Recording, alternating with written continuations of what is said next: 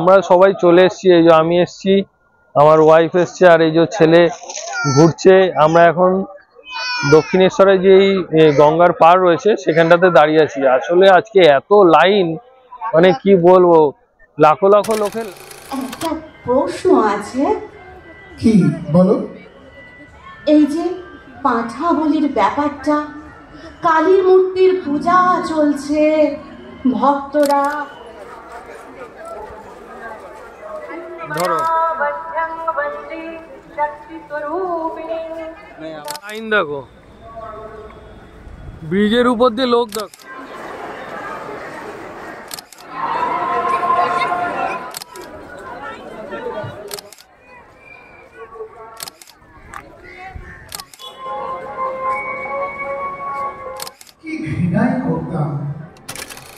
High, আপনারা সবাই কেমন আছেন? আশা করি সবাই ভালো আছেন। তো আজকে আমি চলে এসেছি সকাল সকাল, আজকে 1 জানুয়ারি 2024-এর, তো মাকে পুজো দিতে। তার জন্য সকাল সকাল দক্ষিণেশ্বর চলে এসেছি। তো দক্ষিণেশ্বরে আজকে কল্পতরু উৎসব হচ্ছে, তার জন্য আজকে কিন্তু প্রচুর ভক্ত সমাগম হয়েছে এখানে, আর প্রচুর লাইন। যে স্কাই ওয়াকটা গেছে আপনারা দেখবেন, ওই স্কাই ওয়াকটা তলে আমি ভিডিওতে দেখানোর চেষ্টা করব। ওই স্কাই ওয়াকটার নিচের থেকেই কিন্তু লাইন স্টার্ট হয়েছে। তো আপনারা কি করে দক্ষিণেশ্বরে আসবেন আর কোন রাস্তা থেকে আসলে আপনাদের সুবিধা হবে তার সম্পূর্ণ গাইড কিন্তু থাকবে আমার এই ভিডিওতে। আপনারা পুরো ভিডিওটা ভালো মতো দেখুন, ভালো লাগবে। আর মায়ের মন্দিরও আমি দেখানোর চেষ্টা করব, কিন্তু এত লাইন কি করে করব বুঝতে পারছি না, তবু আমি দেখানোর চেষ্টা করব। আপনারা দেখুন, আপনাদের খুব ভালো লাগবে। আমরা কিন্তু আজকে বেশ সকালবেলাতেই ঘর থেকে বেরিয়ে পড়েছিলাম, কারণ পুজো দেবো ভেবেছিলাম। তার জন্য সকাল 7টার মধ্যেই বাড়িতে বেরিয়ে পড়েছিলাম। সকালে হালকা হালকা কুয়াশা রয়েছে, আর দক্ষিণেশ্বর যাওয়ার রাস্তায় এত সুন্দর পরিবেশ, এত সুন্দর দৃশ্য। আপনারা ভিডিওতে আমি কিছুটা দেখানোর চেষ্টা করেছি। আপনারা দক্ষিণেশ্বর আসতে চাইলে আপনারা এয়ারপোর্ট, আমি যেমন এসেছিলাম এয়ারপোর্ট 1 নম্বর থেকে দিল্লি রোডের কাছে চলে এসেছিলাম, আর ওখান থেকে বাস, তারপরে ছোট গাড়ি যেগুলো 20-25 টাকা দিলে অ্যাভেলেবেল পেয়ে যাবেন। এছাড়াও যদি ট্রেনে আসতে চান, আর মেট্রো স্টেশন দুটোই কিন্তু দক্ষিণেশ্বরে রয়েছে, ওখান থেকে আপনারা অনায়াসেই দক্ষিণেশ্বরে চলে আসতে পারবেন, কোনো অসুবিধাই হবে না। সামনেই রয়েছে মন্দিরের স্কাই ওয়াক। এই যে আমরা এখন দক্ষিণেশ্বরের ভেতরে প্রবেশ করছি। তো আজকে যেহেতু 1 জানুয়ারি, এত লোক সংখ্যা, যার জন্য আজকে স্কাই ওয়াকটা বন্ধ রয়েছে। আপনারা লাইন দেখে বুঝতেই পারছেন। এছাড়া এটা তো শুধু একটা লাইন, এছাড়া এই লাইনটা কত দূর গেছে আপনারা দেখুন। এই লাইনটা রয়েছে বালি ব্রিজটা, এই বালি ব্রিজটা কিন্তু ক্রস হয়ে গেছে। আমি প্রথমে ভেবেছিলাম এটা একটাই লাইন, কিন্তু এটা কিন্তু একটা লাইন না, এটা এরকম লাইন দুখানা আছে, যেটা কিনা আরেকটা আছে আদ্যাপীঠের সাইডে, সেটাও আমি আপনাদের দেখাবো। আমি আস্তে আস্তে ভেতরের দিকে প্রবেশ করছি। তো ভেতরের দিকে প্রবেশ করে এই সাইডটা দিয়ে কিন্তু আপনারা বেলুড় মঠে যদি যান, তো এই সাইডের রাস্তাটা দিয়ে যেতে পারবেন। আর এছাড়াও যে কল্পতরু উৎসব হচ্ছে, ওখানটাতে যেই গেটটা দেখালাম, যে তোরণটা রয়েছে দক্ষিণেশ্বর, তার ঠিক বাঁদিকেই কল্পতরু উৎসব হচ্ছে। এই যে দেখুন, কল্পতরু উৎসবের স্টেজ করা রয়েছে, কত সুন্দর। এখানে বসার সিটিং ক্যাপাসিটিও অনেক রয়েছে, আপনারা চাইলে এখানে এসে বসে শুনতেও পারবেন। আমি কিন্তু এইখানে যে রামকৃষ্ণ দেবের এত সুন্দর মন্দির রয়েছে, এটা কিন্তু আমি আগে দক্ষিণেশ্বরে অনেকবারই এসেছি, কিন্তু এইটা কিন্তু আমি আগে মানে দেখিনি। আর এখানে যে এত সুন্দর মন্দিরে পুজোর ব্যবস্থা আছে, সেটাও আমি জানতাম না, যদি আজকে না এখানে আসতাম। দেখুন, আমি আপনাদের দেখানোর চেষ্টা করছি ছোট করে, এখানে কত সুন্দর মূর্তিটা, আর মন্দিরটা এত সুন্দর। আমি যেহেতু আগে এখানে কখনো আসিনি, আমার কাছে তো সত্যিই খুব ভালো লাগছে। আমি এখানে সত্যি কথা বলতে, এখানে যে মন্দিরটা রয়েছে আমি এর ব্যাপারে জানতামই না, যদি না এখানে আসতাম। আর এখানে আজকে যেহেতু কল্পতরু উৎসব, তো স্টেজ বানিয়েছে, আর এত সুন্দর বসার জায়গা করেছে, যেখানে রামকৃষ্ণ ঠাকুরের জীবনী বলছে। তো আমি এখানে শুনলাম কিছুক্ষণ। আমি ব্রহ্মেও বিশ্বাসী, আবার দেবদেবীতেও বিশ্বাস না করে পারি না। কিন্তু এর তো যন্ত্রণাও আছে। যন্ত্রণা কি কম? এক এক সময় কি যন্ত্রণাই না দেন। তখন আমি তার কাছে চোটপাট করে বলি, খুব তো মা হয়েছিস, যদি তুই এই জিনিসগুলো আগামীকালের মধ্যে আমাকে না দিবি, তাহলে তোকে তোকে আমি ছুঁড়ে ফেলে দেবো। তখনই জিনিসগুলি আমি আমি ঠিক ঠিক পেয়ে যাই। সত্যি সত্যি বলছেন এসব? সত্যি তো বটেই, কিন্তু মনে রেখো, এসব কথা আর কারুকে জানাবার নয়। তার মানে আমাদের এই আলাপ পৃথিবীর আর কেউ জানবে না? কখনো না। চলি এবার। আমার আমার একটা প্রশ্ন আছে। কি বলো? এই যে পাঁঠা বলির ব্যাপারটা, কালী মূর্তির পূজা চলছে, ভক্তরা মন্ত্র পাঠ করছে, তার মধ্যে একটা নিরীহ পশুকে টেনে এনে বলি দেওয়া, রক্ত ছিটকে যায় চারদিকে। এই বিভৎস ব্যাপারটার কি খুব প্রয়োজন? ছবিটা সম্পূর্ণ করতে একটু রক্ত থাকলেই বা ক্ষতি কি? অ্যালবার্ট হল, সন্ধে 6টার আগেই দর্শক সমাগমে পরিপূর্ণ। কলকাতার সম্ভ্রান্ত বিদ্বজনেরা অনেকেই এসেছেন, স্বামীজি আসেননি। মঞ্চের উপর দুটি চেয়ার, একজন অনামা সভাপতির পাশে বসে আছে নিবেদিতা। দুগ্ধ ধবল সিল্কের গাউন পরা, কাঁধের ওপর কারুকার্যময় কাশ্মীরি শাল, মুখে যৌবনের দীপ্তি, চক্ষু দুটি ঈষৎ চঞ্চল। উঠে দাঁড়ালেন নিবেদিতা, সহজ সরল ভাষায় বিনীতভাবে বললেন, আমি এসে কিছুক্ষণ রামকৃষ্ণ ঠাকুরের যে বাণী রয়েছে, যে ওনার জীবনী রয়েছে, কিছুক্ষণ বলছিল, তো কিছুক্ষণ শুনলাম আমি। যেহেতু কল্পতরু উৎসবে আমি কোনোদিনও আসিনি, তার জন্য ওখানে কিছুক্ষণ ছিলাম। এবার আমরা মন্দিরের ভেতরে মূল গেট দিয়ে ভেতরে প্রবেশ করলাম। ভেতরে ঢুকতেই আপনারা বাদিকে যে বাইক রাখা দেখতে পাচ্ছেন, এইটা কিন্তু একটা পার্কিং। এই পার্কিংয়ে আপনারা বাইক আনলেও রাখতে পারবেন, এছাড়া নিজস্ব যদি গাড়ি থাকে সেটাও রাখতে পারবেন। এখানে আমি এখন আপনাদের দেখাবো দক্ষিণেশ্বরের মন্দিরটা। যেহেতু আমি ভেতরে ঢুকতে পারিনি, তো বাইরের থেকেই দেখাচ্ছি। আমি জানলার থেকে আপনাদের দেখানোর চেষ্টা করব দক্ষিণেশ্বরের মন্দিরটা, কারণ আজকে যেহেতু অনেক লাইন আপনাদের প্রথমেই দেখিয়েছি, তার জন্য আমি মন্দিরে আজকে আর পুজো দেওয়া হলো না, কারণ অনেক লাইন, প্রায় 10-15 হাজার লোক হয়তো লাইনেই রয়েছে। এবার আজকে যেহেতু পুজো দেওয়া হলো না, আমি মন্দিরের চারিদিকটা ঘুরে ঘুরে আপনাদের দেখাচ্ছি। যেহেতু আজকে কল্পতরু উৎসব, এখানে প্রায় লাখো লাখো লোকের লাইন, মানে লোক সংখ্যা হয়তো পার ডে রয়েছে। এখানে এত লোকের ভিড় আমি আগে কখনো এরকম লাইন দেখিনি। আর আজকে যেহেতু 1 জানুয়ারি আর কল্পতরু উৎসব, তার জন্য কিন্তু লোক সংখ্যা অনেক। আর আমি আপনাদের দেখানোর চেষ্টা করব এই কাউন্টারটায় আপনারা কিন্তু নিজস্ব জুতো, ব্যাগ, মোবাইল রেখে দিতে পারবেন। তার জন্য আপনাদের একটা কুপন দেবে।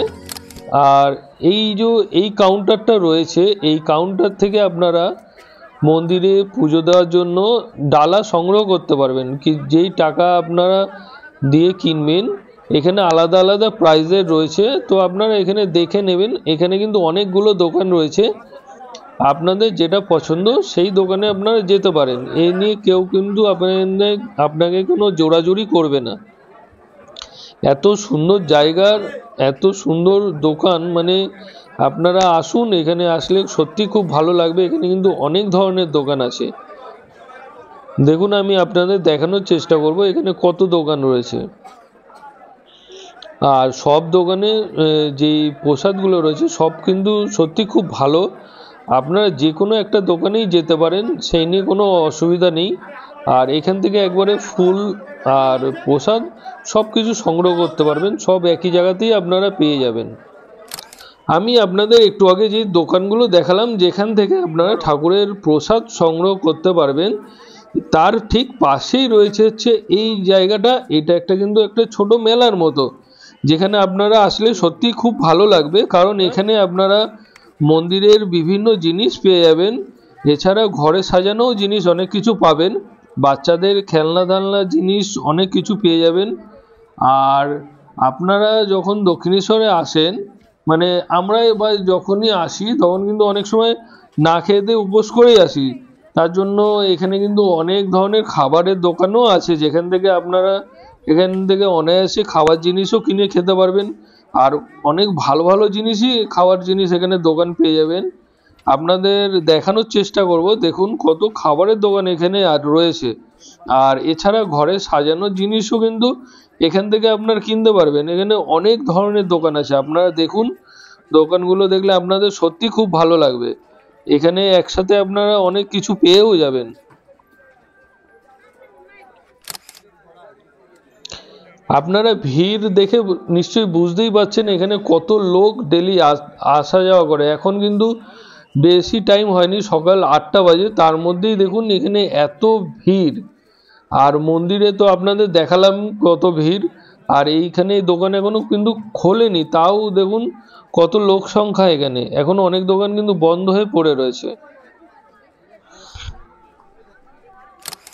এই যে এখানে যে লাইনটা দেখতে পাচ্ছেন, এই লাইনটাও কিন্তু দক্ষিণেশ্বরের মন্দিরে পুজো দেওয়া লাইন। আমি কিন্তু এই লাইন যে এদিক দিয়ে হয় এটা কিন্তু আগে কোনোদিনও দেখিও নি, জানতাম না। আগে কিন্তু অনেকবার দক্ষিণেশ্বরে এসেছি, দক্ষিণেশ্বরের প্রথমের দিকে যে লাইনটা সেটাই আমি জানতাম। এই যে সেকেন্ড যে আরেকটা লাইন যায়, এই লাইনটা চলে গেছে আদ্যাপীঠ মন্দিরের কাছাকাছি।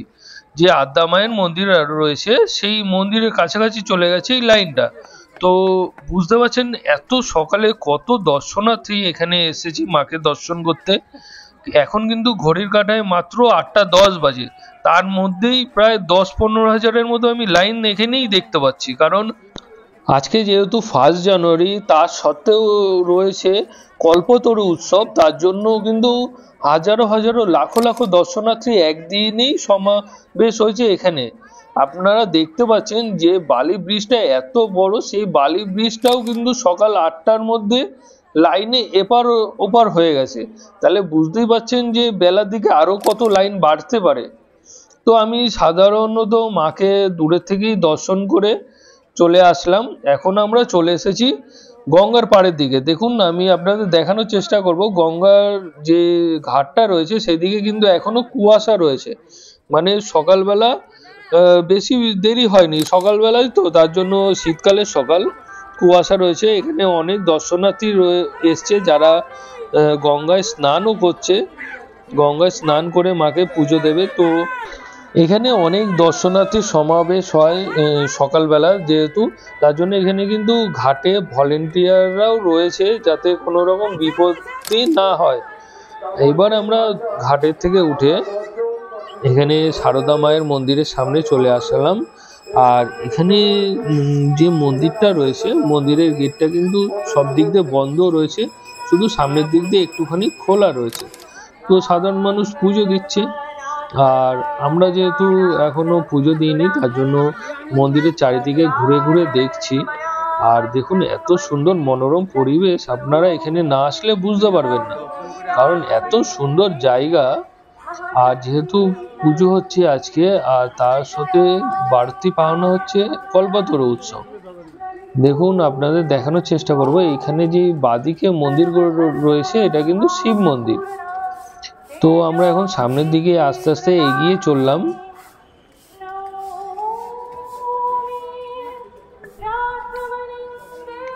দূরের থেকে বালি ব্রিজটাও দেখা যাচ্ছে। এই যে শিব মন্দিরগুলো রয়েছে, তো এইদিকে আমরা এখন যাব না, এখন সামনের দিকে এগিয়ে যাব। এই যে সারদা মায়ের যে মূর্তিটা রয়েছে সেটা কিন্তু এখানে দেখা যাচ্ছে। আর দেখুন কত লোক বেরাচ্ছে মন্দির থেকে। এই যে কালী মন্দিরের যে এক্সিট গেটটা, এটা হচ্ছে সেটা। কত দর্শনার্থী দেখুন ভেতরে যারা গেছিল পুজো দিয়ে সব বেরাচ্ছে।